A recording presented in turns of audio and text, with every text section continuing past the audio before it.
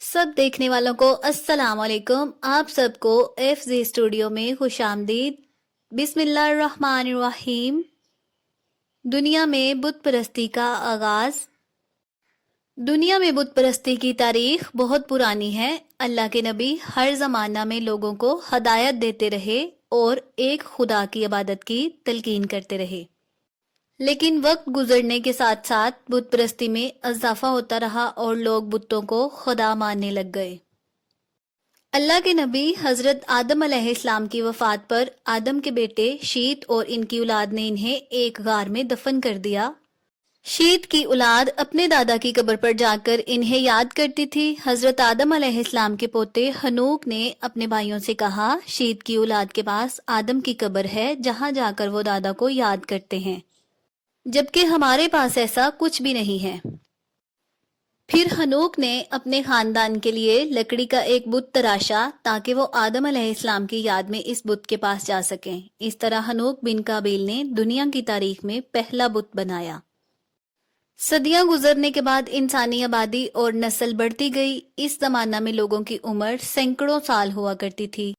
इस जमाना में वद, सवा, यगूस, याऊक और नसर बड़े नेक लोग थे जो एक ही महीने में बारी बारी वफात पा गए। इन नेक लोगों की वफात से इनकी कौम बहुत उदास थी। कबील के एक बेटे ने इन लोगों से कहा, तुम लोग अपने प्यारों के चले जाने से बहुत उदास हो, तो क्यों ना मैं तुम्हें इन लोगों की तस्वीरें बना दूं जिन्हें देखकर तुम लोग खुश हो जाओ। इसने इन 5 लोगों की तस्वीरें बना दी और इन्हें जगह जगह रख दिया। फिर लोग इन लकड़ी की बनी हुई तस्वीरों के पास जाते और अपने प्यारों को याद करते थे। ऐसा कई नस्लों तक होता रहा। आहिस्ता आहिस्ता लोगों की अकीदत इन तस्वीरों से बढ़ती रही और लोगों ने इनकी इबादत करना शुरू कर दी। ये कौम काबिल की औलाद थी। फिर अल्लाह करीम ने अपने नबी हजरत अदरीस अलैहिस्सलाम को इस कौम की तरफ भेजा और हजरत अदरीस अलैहिस्सलाम ने इन लोगों को समझाया और कहा, तुम इन तस्वीरों की इबादत ना करो, ऐसा करना शिर्क है। लोगों ने हजरत अदरीस की बात ना मानी। अल्लाह के नबी नूह अलैहिस्सलाम के आने तक लोग बुतों की इबादत में बहुत सख्त हो चुके थे, लेकिन सब लोग ही बुत परस्त नहीं थे। इस जमाना में भी लोग अल्लाह के दीन पर अमल करते थे। हजरत नूह अलैहिस्सलाम ने अल्लाह का हुक्म मानने वालों को अपनी कश्ती में सवार किया। इस वक्त हजरत नूह अलैहिस्सलाम की उम्र 600 साल थी। जब अल्लाह का हुक्म मानने वाले कश्ती में सवार हो गए तो सैलाब और बारिश के अजाब ने इस कौम को अपनी लपेट में ले लिया। सैलाबे नूह में पहाड़ों पर रखे हुए लकड़ी के तख्ते जिन पर तस्वीरें बनी हुई थीं पानी में बह गए। पानी की लहरें इन तख्तों को बहाकर जद्दा के साहिल के करीब ले आईं। ये तख्ते सदियों वहीं पड़े रहे। जमाने की तब्दीलियों और तूफानों से ये तख्ते रेत और मिट्टी के अंदर दब गए। अल्लाह के नबी हजरत इब्राहीम अलैहिस्सलाम ने जब अपने ज़माने में लोगों को हदायत की तरफ बुलाया और एक ऐसी जगह पर अपनी औलाद को बसाया जहां कोई खेती बाड़ी नहीं थी। हजरत इब्राहीम ने अपने बेटे हजरत इस्माइल के साथ मिलकर अल्लाह करीम की इबादत के लिए एक घर बनाया जिसे हम बैतुल्लाह या काबा कहते हैं।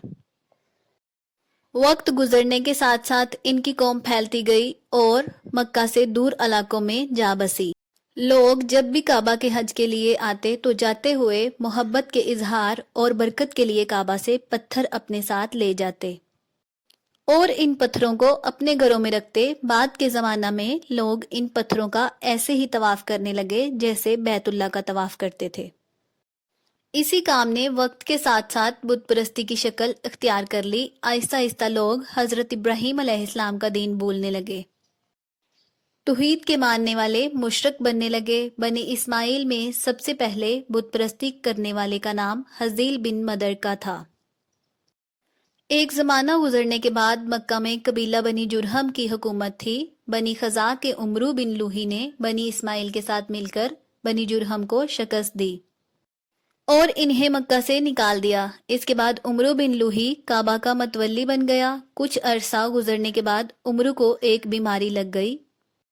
लोगों ने इसे मशवरा दिया कि मुल्क शाम में बलका के मकाम पर एक गर्म चश्मा है, वहां जाकर गुस्ल करो तो इस बीमारी से निजात मिल सकती है। उमरू मुल्क शाम के चश्मे से गुस्ल के बाद वाकई तंदुरुस्त हो गया। इसने देखा कि बल्का के लोग बुतों की इबादत कर रहे हैं। ये सब उमरू के लिए नया था। वो लोगों को बुतों की इबादत करते हुए गौर से देखता रहा और लोगों से पूछा, तुम लोग क्या कर रहे हो और ये बुत क्या हैं? लोग कहने लगे, ये हमारे खुदा हैं और हम इनकी इबादत करते हैं। हम इनसे बारिश मांगते हैं और दुश्मनों पर फतह हासिल करते हैं। उमर को ये सब बहुत अच्छा लगा। इसने वहां रहने वाले लोगों से कहा, क्या मुझे कुछ बुत मिल सकते हैं?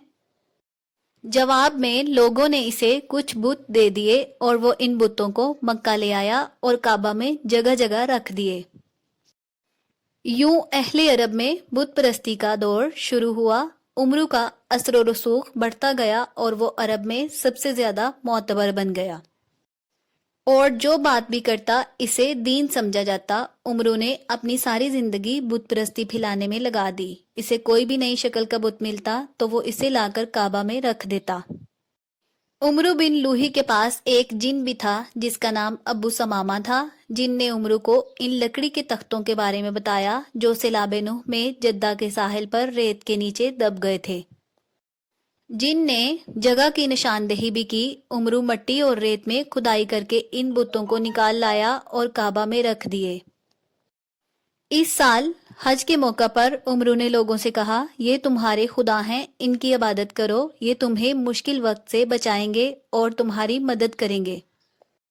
दुश्मन के खिलाफ जंग में तुम्हारा साथ देंगे। बाद के अरसा में तकरीबन मक्का के हर घर में बुत मौजूद थे। लोग घर से बाहर निकलने से पहले इन बुतों को सलाम करते, छूते और इनसे अपनी हिफाजत और कामयाबी की दुआ मांगते।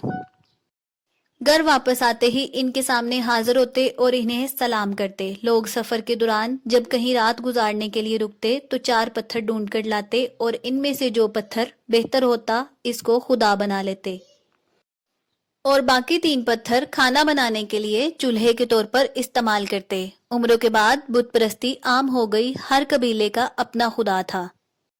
कबीले एक दूसरे से खुदा बदल भी लेते थे। अगर इनमें से कोई बुत टूट जाता तो लोग कहते, हाय मेरा खुदा मर गया, हाय मेरा खुदा मर गया, अब मैं क्या करूं?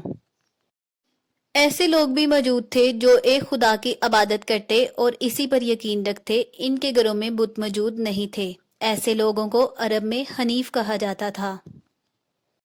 इस जमाना में सिर्फ बुत ही मुकद्दस नहीं थे, जानवर भी इस मर्तबा पर फायज थे। 10 बच्चे देने वाली ऊंटनी बड़ा मकाम रखती थी। इस पर कोई सवारी ना करता और इसका दूध सिर्फ रखवाले ही इस्तेमाल करते थे। जहां चाहे फिर सकती और चारा खा सकती थी। ऐसी ऊंटनी को बहीरा कहा जाता था। ऐसी ऊंटनियां भी मौजूद थीं जो बुतों के नाम पर आजाद छोड़ दी जाती थीं। इन्हें साइबा कहा जाता था और ऐसे ऊंटों को साइब कहते थे। ऐसे ऊंटों के बच्चे भी बुतों के लिए ही छोड़े जाते थे और इन्हें हाम कहा जाता था। भेड़ें भी इस निजाम में अपनी इज्जत पाती थीं। ऐसी भेड़ जो 7 दफा 2 मादा और 8वीं दफा नर बच्चा देती तो वो भी मुकद्दस हो जाती। इसका नाम वजीला रख दिया जाता और इसका दूध सिर्फ मर्द ही पी सकते थे। अनोखी शक्ल वाले दरख्त को भी इस जमाना के लोग खुदा का दर्जा देते थे। कबीला बनी कनाना वाले चांद की इबादत करते थे। इन हालात में अल्लाह करीम ने नबी करीम सल्लल्लाहु अलैहि वसल्लम को तौहीद का ऐलान करने का हुक्म दिया। सैकड़ों खुदाओं की इबादत करने वालों को एक खुदा पर यकीन कैसे आता? इनके लिए बुतों के अलावा खुदा की कोई और सूरत मुमकिन नहीं थी। इनको ये बात भी समझ में न आती थी कि हर मामले में एक खुदा कैसे काम आ सकता है। जिंदगी भी इसी से, मौत भी इसी से, औलाद भी इसी से और रिज्क भी। बारिश के लिए भी वही खुदा और दुश्मन से फतह के लिए भी इसी खुदा से मदद मांगे, ये कैसे मुमकिन है? एक खुदा अकेला इतने काम कैसे कर सकता है? लोगों के लिए इस बात को तस्लीम करना बहुत मुश्किल था। इस सूरत हाल में अल्लाह करीम ने नबी करीम सल्लल्लाहु अलैहि वसल्लम को लोगों की हदायत के लिए भेजा और आप सल्लल्लाहु अलैहि वसल्लम लोगों तक तौहीद का पैगाम पहुंचा सकें। अल्लाह करीम ने नबी करीम सल्लल्लाहु अलैहि वसल्लम को लोगों को हक के रास्ते पे लाने की जिम्मेदारी दी। اگر آپ اس چینل پر نئے ہیں تو چینل کو سبسکرائب کریں اور ویڈیو کو لائک کریں. پیارے نبی صلی اللہ علیہ وآلہ وسلم کی پیاری باتیں خود بھی سنیں اور اپنے بچوں کو بھی سنائیں. اپنا بہت سارا خیال رکھیں, مجھے بھی اپنی دعاؤں میں یاد رکھیں. اب ملتے ہیں اگلی ویڈیو میں, تب تک کے لیے اللہ حافظ.